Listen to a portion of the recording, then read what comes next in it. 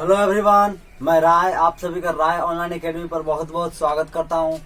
राय online academy के एक ऐसा चैनल है जहां पर आपको क्लास 10 से 12 के साथ पॉलिटेक्निक इंट्रेंस सेमेस्टर एवं कंपटीशन का सारा स्टडी मटेरियल बिल्कुल फ्री में अवेलेबल करवाया जाता है। तो आज आप सभी स्टूडेंट फटाफट लाइव सेशन में जुड़ जाइए आज के हिस्ट्री क्लास के लाइव सेशन में, है ना। तो चलिए देखिए, आज हम लोग स्टार्ट कर रहे हैं हिस्ट्री का एक ऋग वैदिक काल का। आज हम लोग धार्मिक जीवन को खत्म कर लेंगे।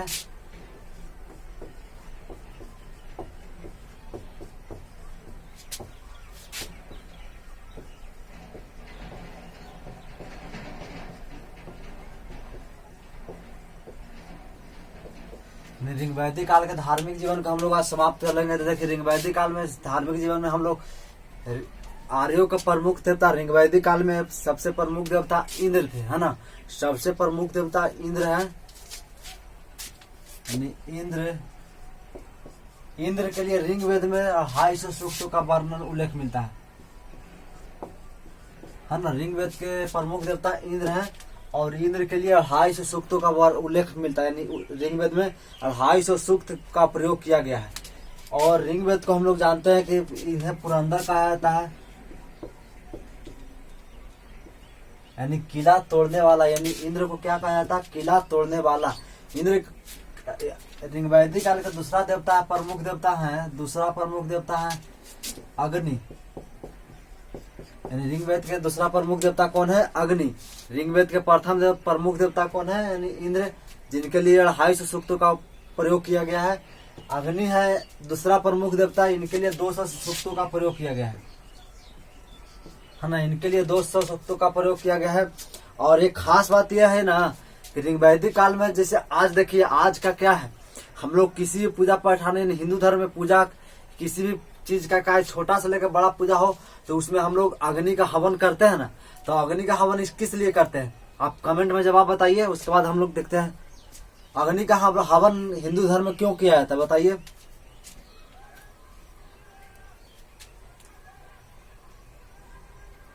फटाफट इसको आंसर दीजिए कमेंट में। चलिए हम बताते हैं आपको क्या है। जैसे अग्नि का आज भी हिंदू धर्म में पूजा के समय अग्नि का यानी कि हवन किया जाता है। इसका कारण यह है कि अग्नि को लोग, आज के लोग, मनुष्य यानी मानव और भगवान के बीच मीडिएटर का काम करता है। यानी देखिए, ये आपका हो गया, इस तरह से पूजा करते हैं। ये हवन हो गया, ये मानव हो गया, और यहाँ मान लें कि ईश्वर है हम लोग का। यानी ईश्वर के बीच हम लोग का जो संदेश पहुंचना है, ईश्वर के बीच पहुंचने का जो माध्यम है, उसी को हवन करके अग्नि के रूप में हम लोग करते हैं। तो ठीक उसी प्रकार ऋग वैदिक काल में उसी प्रचलन को आज भी हम लोग दोहरा रहे हैं। ऋग वैदिक काल में इंद्र को अग्नि को क्या कहा गया है? मीडिएटर, यानी मीडिएटर का काम करते थे। यानी मीडिएटर हो गया, यानी मीडिएटर का काम यानी किसके बीच? तो मानव और, है ना, मनुष्य और ईश्वर के बीच मध्यस्थता का काम कर रहे थे, यानी मीडिएटर का काम। एक है ऋग वैदिक का तीसरा देवता है वरुण, है ना। ऋग वैदिक का तीसरा प्रमुख देवता वरुण है। इन्हें ऋत नियामक कहा था, ऋत नियामक, यानी कि पर्यावरण को संतुलन करना। यानी ऋत मतलब होता है ऋतु। ऋतु हुआ ना, ऋतु को संतुलन करना, यानी जलवायु को संतुलन करना। यानी इन्हें का वरुण को कहा जाता है। ऋग्वेद के तीसरा प्रमुख देवता वरुण, जिसे ऋत नियामक कहा जाता है। और ऋत नियामक का अर्थ होता है जलवायु और पर्यावरण का संतुलन। यानी पर्यावरण संतुलन इनका डिपार्टमेंट दिया गया। यानी कि इनका डिपार्टमेंट कौन सा दिया गया है? तो ऋतु नियामक, ऋत नियामक इनका डिपार्टमेंट दिया गया। और प्रमुख देवता है, जैसे ऋग वैदिक काल में पशुओं के देवता को हम लोग उस समय पूषण कहा जाता था, पूषण। उसी प्रकार सूर्योदय की देवी को सूर्योदय की देवी उषा थी, यानी कि सूर्योदय की देवी उषा थी, है ना। यानी पशुओं के देवता को पूषण कहा गया है। ऋग वैदिक काल में पशुओं के देवता को कहा गया है पूषण। ऋग वैदिक काल में पशुओं के देवता को कहा गया है पूषण।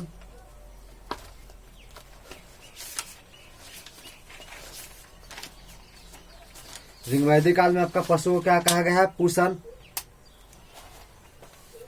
पूषण यानी आपका पूषण कहा गया है। और वन की देवी को आरण्य कहे गए। आरण्यई। अरण्य मतलब, अरण्य का मतलब होता है जंगल, यानी जंगल के, यानी वन के देवी को कहा गया अरण्यई। तो ये देखे हम लोग कि पशुओं के देवता को इंद्र का ऋग वैदिक काल में पूषण कहा गया, सूर्योदय के देवी को उषा कहा गया, वन के देवी को अरण्यई कहा गया।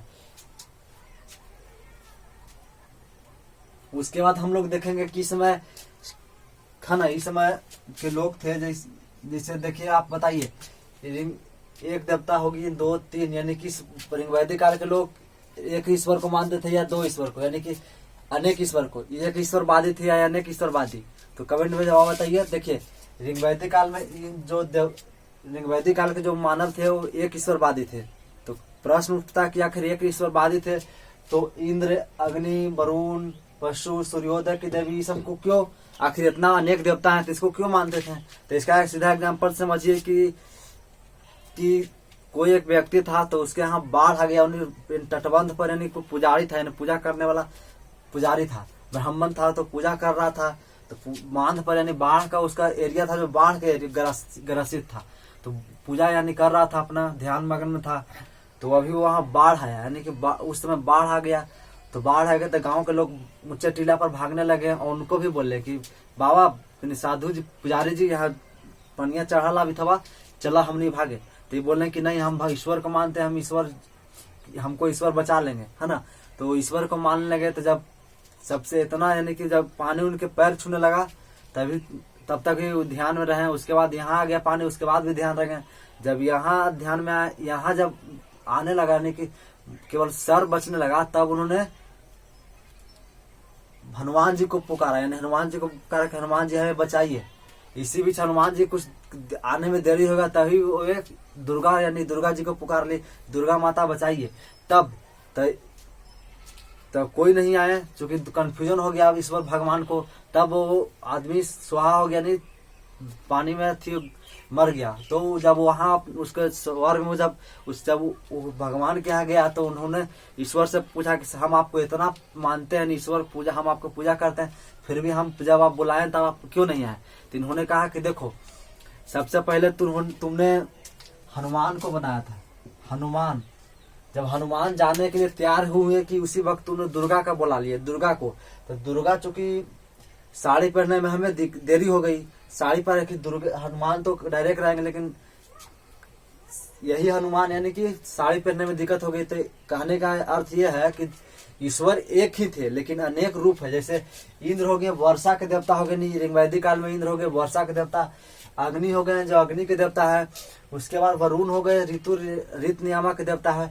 उसी प्रकार पशुओं के देवता, यानी कि सबका ईश्वर एक है, लेकिन रूप अनेक है। और रूप अनेक के साथ डिपार्टमेंट को, उसका जो विभाग है उसको बंटवारा कर दिया गया है, ताकि जो भी सृष्टि का संचालक हो आसानी से कर सके। तो मतलब समझ लें, ईश्वर एक ईश्वरवादी थे, यानी वे लोग एक ईश्वर को मानते थे,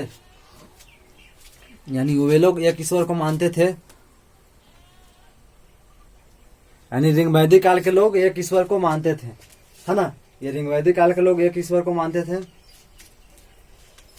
और एक बात था जी, ऋग वैदिक काल में यज्ञ नहीं मंदिर, है ना, यज्ञ मंदिर का प्रचलन नहीं था। यानी कि ये लोग मंदिर में पूजा ना करके डायरेक्ट, लोग जैसे बोर्ड को पूजा करना है तो डायरेक्ट बोर्ड को ही पूजा करने लगे। यानी कि वो लोग मूर्ति पूजा, और मूर्ति भी नहीं था, है ना, मूर्ति पूजा का प्रचलन उसमें नहीं था। जैसे भगवान ईश्वर को, इंद्र को मानना, डायरेक्ट इस तरह से बैठ के इंद्र को, यानी जिससे उन लोगों का लाभ होता था, उन्हें प्राकृतिक पूजन करते थे। यानी ये लोग याग नहीं करते थे, नहीं मूर्ति पूजा, मंदिर, इसम बाल प्रथा, इसम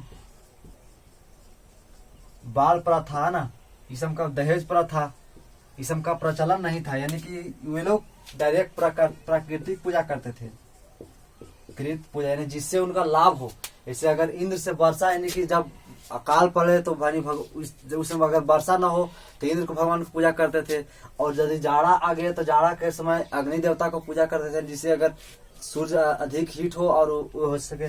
फिर वरुण यदि ऋतु संतुलन में न है, समय समय पर वर्षा न हो, है ना, तो अगर समय से वर्षा न हो तो उन्होंने वरुण देवता को पूजा करते थे। अर्थात ये ऋग्वैदिक काल के लोग ऋतु नियामक यानी कि प्राकृतिक पूजा को मानते थे, यानी प्रकृति जिनसे उनको लाभ हो उसी को ये लोग पूजा करते थे। तो ये लोग ना ही यज्ञ करते थे, न मंदिर में पूजा करते थे, न ही मूर्ति पूजा, और न ही बाल प्रथा, दहेज प्रथा इत्यादि का प्रचलन उस समय नहीं था। तो ये था आपका जो ऋग्वैदिक काल का धार्मिक जीवन, जो हम लोग छोटा टॉपिक है इसको हम लोग समझ लिए। उसके बाद कॉपी में राइट डाउन कीजिए, हेडिंग दीजिए ऋग्वैदिक काल का धार्मिक जीवन। उसके बाद लिखिए डैश देखे ऋग्वैदिक काल के प्रमुख देवता, ऋग्वैदिक काल के प्रमुख देवता इंद्र हैं। इनके लिए ऋग्वेद में 250 शब्दों का उल्लेख मिलता है। 250 शब्दों का उल्लेख मिलता है तथा इन्हें पुरंदर कहा जाता है। अर्थात किला तोड़ने वाला कहा जाता है, किला तोड़ने वाला। दूसरे में लिखिए, उसके बाद देख लिखिए ऋग्वैदिक काल के दूसरा प्रमुख देवता, सबसे प्रमुख देवता अग्नि है। इनके लिए 200 सूक्तों का प्रयोग किया गया है। इसी में डैश देख लिखिए इंद्र को मानव और ईश्वर के बीच मध्यस्थता काम का कार्य करने वाला देवता कहा गया है। ये मानव और ईश्वर के बीच मध्यस्थता का काम करने वाला ईश्वर यानी देवता माना गया है। और उसके बाद देख लिखिए वरुण, ऋग्वैदिक काल के तीसरा प्रमुख देवता वरुण है। जिसे ऋत नियामक कहा जाता है। उसके बाद लिखिए इसी में ऋग्वैदिक काल में पशुओं के देवता को पूषण, सूर्योदय की देवी को उषा, वन की देवी को आरण्यई कहा जाता है। उसके बाद लिखिए ऋग्वैदिक काल के लोग एक ईश्वरवादी थे, अर्थात एक ईश्वर को मानते थे। लिखिए ऋग्वैदिक काल में यज्ञ, मंदिर, मूर्ति पूजा, बाल विवाह, दहेज प्रथा इत्यादि का प्रचलन नहीं था। ऋग्वैदिक काल के लोग प्राकृतिक पूजन में विश्वास करते थे। तो ये था आपका ऋग्वैदिक काल का धार्मिक जीवन, जिसको हम लोग ने समाप्त कर दिया। इसके बाद ऋग्वैदिक काल के हम लोग एक आर्थिक जीवन है, उसको हम लोग पढ़ यानी कि एक टॉपिक, एक लेक्चर आपका एक क्लास के बाद आपका ऋग्वैदिक काल आपका समाप्त हो जाएगा। तो आज की क्लास हम लोग यहीं तक रखने देते हैं, और वीडियो को अधिक से अधिक शेयर कीजिए ताकि जो भी स्टूडेंट अभी भी नहीं जुड़ पाया तो जुड़ सके, रिकॉर्डेड वीडियो को देख सके। तो चलिए, जय हिंद।